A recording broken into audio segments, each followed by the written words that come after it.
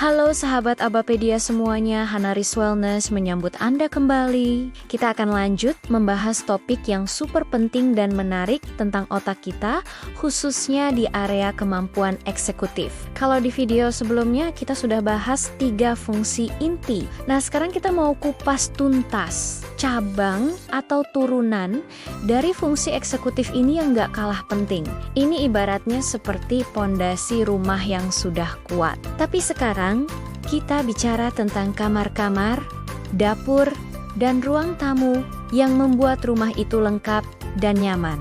Yuk, langsung saja kita selami. Jadi, selain 3 fungsi inti yang sudah kita bahas, ada juga yang namanya fungsi eksekutif tingkat lanjut atau higher order executive functions. Ini bukan fungsi yang berdiri sendiri, tapi lebih ke hasil kombinasi atau aplikasi dari ketiga fungsi inti tadi. Ibaratnya, mereka ini adalah otot super yang kita latih untuk berbagai aktivitas kompleks. Kita sebut juga ini sebagai fungsi eksekutif kompleks atau fungsi eksekutif turunan. Yang pertama dan paling sering kita dengar adalah perencanaan atau planning dan organization.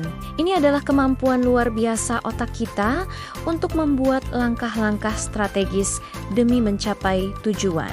Bayangkan, saat kita mau pergi liburan, kita pasti merencanakan mau kemana, naik apa, menginap di mana, sampai baju apa yang mau dibawa. Semua itu butuh perencanaan. Contohnya, coba perhatikan anak-anak. Saat mereka bermain puzzle yang rumit, mereka tidak langsung asal pasang. Mereka akan mulai melihat gambar secara keseluruhan, memilah bagian tepi, lalu mencari potongan-potongan yang cocok. Nah, itu dia contoh nyata kemampuan perencanaan yang sedang bekerja. Mereka merancang urutan tindakan untuk menyelesaikan tugas itu. Dengan kemampuan ini, kita bisa mengatur waktu, sumber daya, dan strategi untuk mencapai hasil yang diinginkan. Ini kunci sukses banyak hal dalam hidup loh. Selanjutnya, kita punya pemecahan masalah atau problem solving. Fungsi ini memungkinkan kita menggunakan informasi yang ada, menggabungkannya dengan strategi yang tepat untuk menemukan solusi dari sebuah tantangan. Hidup ini penuh dengan masalah kan? Nah, disinilah fungsi eksekutif ini berperan. Misalnya saat laptop kita tiba-tiba macet. Apa yang kita lakukan? Kita tidak panik, tapi mulai berpikir apakah perlu di-restart, cek koneksi listrik, atau mungkin ada aplikasi yang crash. Proses berpikir logis, menganalisis situasi, dan mencoba berbagai pendekatan untuk menemukan jalan keluar, itu adalah contoh dari pemecahan masalah. Ini bukan cuma tentang matematika, tapi juga masalah sehari-hari. Lalu ada pemantauan diri atau self-monitoring. Ini adalah kemampuan untuk menilai dan menyesuaikan perilaku kita sendiri selama melakukan sebuah tugas. Pernah nggak lagi belajar atau bekerja, terus tiba-tiba sadar kalau cara kita ini kurang efektif?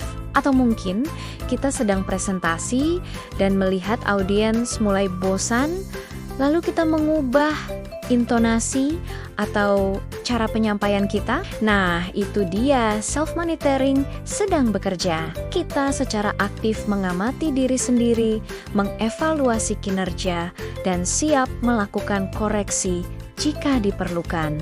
Ini penting banget agar kita bisa belajar dari kesalahan dan terus meningkatkan diri.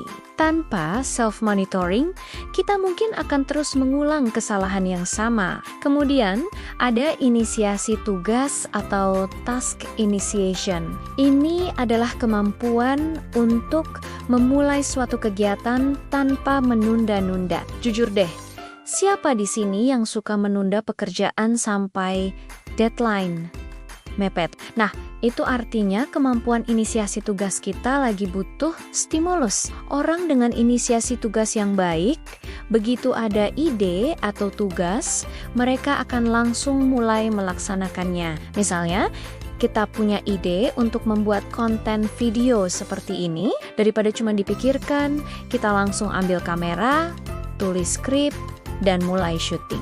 Mengambil langkah pertama untuk memulai sesuatu tanpa harus menunggu motivasi yang sempurna, itu adalah kekuatan dari inisiasi tugas. Dan yang terakhir tapi tidak kalah penting adalah regulasi emosi atau emotional regulation. Ini adalah kemampuan untuk mengontrol emosi kita agar tidak mengganggu proses berpikir rasional atau tindakan kita.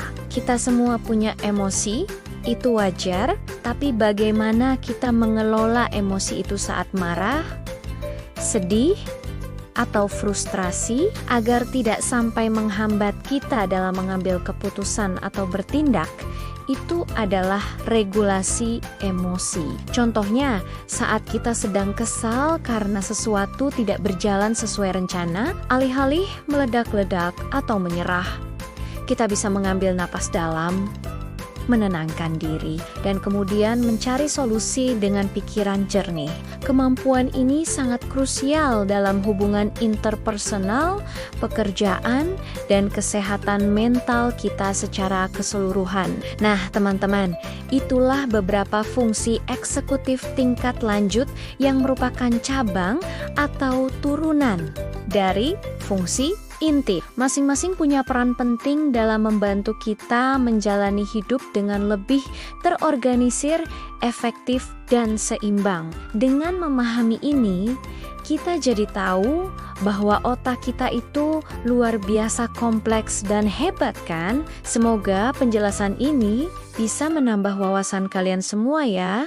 Jangan lupa, kemampuan-kemampuan ini bisa terus kita latih dan kembangkan kok. Terima kasih banyak sudah menyimak video ini sampai habis. Jangan lupa klik tombol like kalau kalian suka, share ke teman-teman kalian, dan yang paling penting, subscribe supaya kalian tidak ketinggalan video-video edukatif dan menarik lainnya dari kami. Sampai jumpa di video berikutnya.